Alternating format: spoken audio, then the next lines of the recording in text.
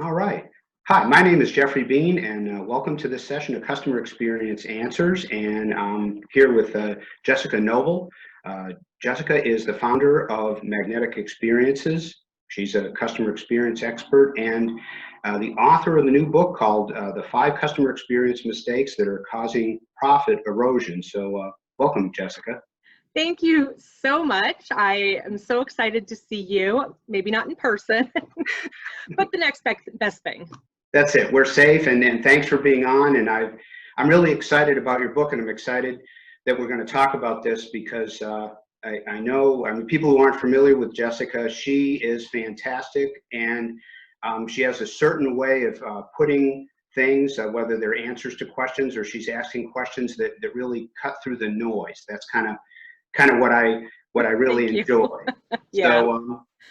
So regarding this new book, I know I was probably one of the many people who asked you, hey, please write a book, and because you meet people and you realize, they've got a lot to say that would be very effective for other people. And so, what kind of, other than people asking you and nagging you, what really inspired you to write the book?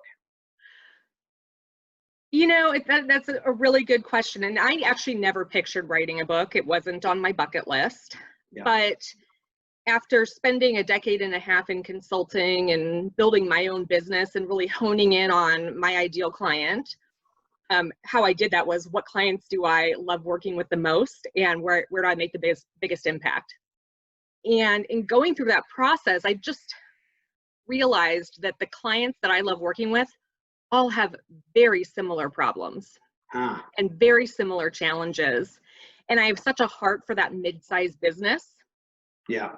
That it kind of, the book wrote itself and then told me, put it on paper.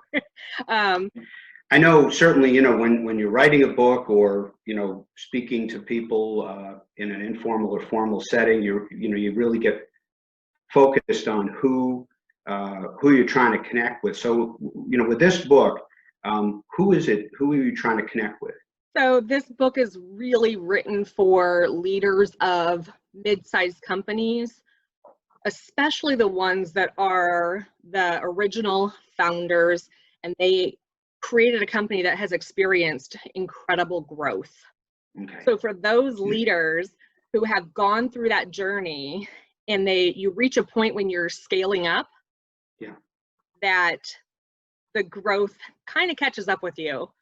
There's probably going to be a lot bigger of an audience for that book now with, what's happened and so forth, because there's ambiguity and maybe unknown. There's known reasons why, but I think that it's going to cause more people to rethink about the experience and so forth. Yeah, I hope so. So, and then, I'd ask you to share with the viewers what your definition is of customer experience. Certainly we'll have some customer experience experts viewing this, but we'll have a lot of people that are new to the idea of customer experience. So how would you share with them your definition of customer experience? Yeah, I'm a pretty simple person, so I define it very simply.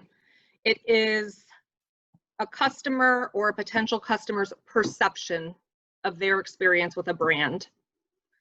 And to add some clarity to that, it's their perception, whether they're directly interacting with you or they hear about your brand at a block party. Right. They see a billboard, all of those, and it's their cumulative perception of that. Got it. So it could be, it's in person as well as through social media and online and offline. It's that whole perceptual, those are the perceptual drivers. Absolutely. Yep. So, and then I went through the book, and I've got a couple of questions about some things in the book. So in the book, you say that some companies have outgrown their customer focus, but they don't notice it. Tell us a little bit more about that. Yeah, so one of the things I realized about the companies I love to work with is because when it comes to customer experience, their heart is in the right place.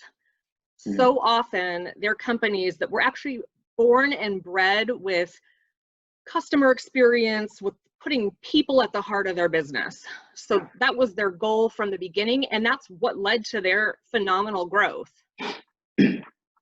But what happens is when you don't build that into everything that you do, which requires very intentional focus and skills to weave it into how you hire, how you train, how you make decisions, how you prioritize, what happens is your intentions, they splinter. And as you hire people, it's not even that you're not hiring people who care about customers. It's just you haven't made it so that decisions are consistently made looking through the lens of the customer with very consistent criteria. And over time, it just gets diluted. Yeah. And it's really hard to see that. It's that forest from the trees. Right, It's hard to see that it's not as strong and intense as it used to be. So I think the kind of the watchword there is intentional in everything you do. And so how does a company know that they're at that point? You pointed out that there's a whole bunch of companies that don't know, but the ones that do know, or how would they recognize it? Well, I would say one of the most difficult challenges that I have is actually getting leaders to see that this is happening and to acknowledge it. It's really hard. So many of them are living in a state of denial. So they are telling me about, issues with their profit margins, or they're telling me that they've got, grumpy employees, and they're getting more customer complaints. But a lot of times while they're telling me this, they're weaving in justifications of so many high maintenance customers. They're just unreasonable. Yeah. And similar with how they talk about employees. And they're not realizing that there are valuable morsels in there that if they could really step back and take a look, the experience they're providing today is not what they used to provide. It has declined, it has eroded, it isn't what it used to be. And that's a very hard point to come to, especially when their heart's in the right place. So their heart's in the right place, and they've been in the right place with customer experience. It's just now it's very difficult to get them to be open to recognizing that they're not in that same place anymore. Yeah, that when you went from a team of, 10, 50, 100 people, and now you're a team of 100, 500, 1,000, it's not the same. You're going to have more complexity, more communication channels, more systems, et cetera. And so inherently, it's that intentional word. If you haven't embedded that customer experience into every process, everything from there, it's going to become this experience that oftentimes is cobbled together with systems and piecemeal and some automation here, some automation there, a lot of manual handoffs. And that's usually the outcome of those types of things is pain for the customer. Yeah. And when they're in that situation, they're not, I think companies aren't predisposed to taking the customer view because they just want to get the internal thing going, So. And I think a lot of times they think they know the customer view. We've had the same customers for 5, 10, 15 years. We know they love us. They think we're great. Well, that's what they thought 5, 10 years ago. Well, as a matter of fact, even if it was 6 months ago, there is a tendency to where there's a gap between the internal view of what the customer experience is and the external view. And to your point, over a number of years, that has to be just a big gap. Yeah. Only because things change and that. So, well, another thing that you mentioned in the book, and I'll read the quote. And so I'm reading the quote. Heroes, you know them, you love them. At times, you have a love-hate relationship with them. They're the employees that can jump in, fix the issue, and ultimately smooth things over with customers. But you mentioned that's a mistake. And so, it sounds good on the outside, and certainly I've known them too. They're people you rely on because you know, they really fix, they can really fix anything. Why would that be a mistake? Yeah, so the reason that I call this out as a mistake is some companies become overly reliant on these heroes to deliver. Let's aim for a good experience, but oftentimes they end up being able to pull off a mediocre experience because they're remedying for an experience that wasn't great to begin with. So the number one reason is you can't scale heroes. Heroes tend to be people who know how to get things done in an organization because of institutional knowledge. They've been around, they know who to go to, what to do, how to do it. Yeah. And so they are running around the building, basically, is what I say. Even if it's virtually, they're calling, they're pinging people, they're slacking, etc., to get something done for a customer. And so you can't scale, and ultimately they become a bottleneck. So that's one reason. The other, one of the other key reasons is it masks the fact that the experience you're delivering is not ideal. And that's why you have to call in these heroes. And you're always going to have exceptions where something falls through a crack. But that needs to be the exception where then you apply heroes and not the thing that you default to. Because again, you can't scale them, and now you're just fixing something after the fact, and that's not going to keep customers happy, engaged, advocating for you, et cetera, et cetera. Right. To your point, they kind of, it becomes a habit, and then people get the attitude, well, don't worry, we can, that doesn't have to work because so-and-so will fix it. And that's not a scalable model, to your point. And I mean, from the employee experience side, it's not usually a good employee experience. Some people love to be the firefighter. Yeah. But even those folks who love to be a firefighter get worn down when they're remedying things for customers, knowing full well that at the end of the day, those customers are happy the issue was fixed, but they're not that happy. They wish they'd gotten it the right way the first time. And that's hard on morale. Yeah. Yeah. And it's constant high expectations, very high. I mean, it's good to have high expectations, but that's kind of almost over the top. Yeah. You know, so regarding your experience and what you put in the book, if you could say one thing is the biggest obstacle for leaders that keeps them from addressing profit erosion from the context of customer experience, what is it, or is it?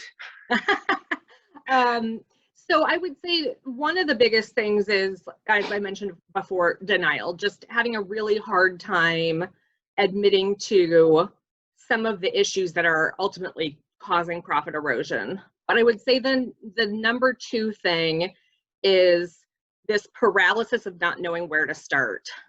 It's a very invasive issue that has tentacles all over your business, and it's really hard to see where the issues are and where are they spreading, what are they affecting, and how to address it.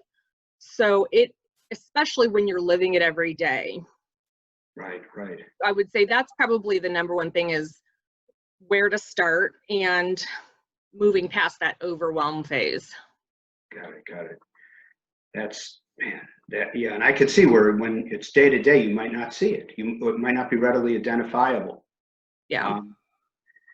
And then I guess what encouragement, would you offer leaders facing the challenge of these are kind of like three. This is like the three in this nasty Venn diagram. So leaders are facing eroding margins.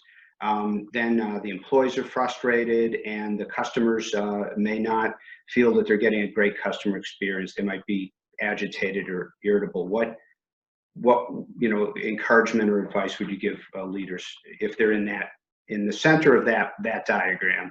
Yeah, it's the exciting thing is it is possible to recapture that kind of magic trifecta that led to their growth to begin with. They clearly have a product or service that people want, Yeah. and their heart's in the right place. And so it is a solvable issue. And a lot of times there's a lot of low-hanging fruit that can make a significant impact or not a ton of time or money that gets the momentum going in the right direction. So it is possible to recapture employees that love their company, customers that love the experience you provide, and profit margins that are robust as they once were for most of those types of companies. Yeah. All right. Very good. If people want to know more about you, Jessica Noble, you know, or Magnetic Experiences, or get their own copy of your brand new book, The 5 Customer Experience Mistakes That Are Causing Profit Erosion, where can they find out this info? So to get the book, you can go to preventprofiterosion.com. You don't need to enter contact information to download a free copy for the month of June. Okay. It's free. Get it, and I hope it provides value to businesses. To learn more about our company, it's magneticexperiences.com. We're also very active on social media, Right. especially LinkedIn is my favorite platform. So you can find us there. I'm Jessica J. Noble on LinkedIn as well, and welcome to connect. And yeah. Oh, that's great. Well, thanks, Jessica. You know, to me, this is exciting, and I also appreciate you really launching a book in the middle of, let's just say, an unplanned road. You know, sure, this wasn't even in the second choices for what ifs, you know, when you launch a book, but all the best and thank you.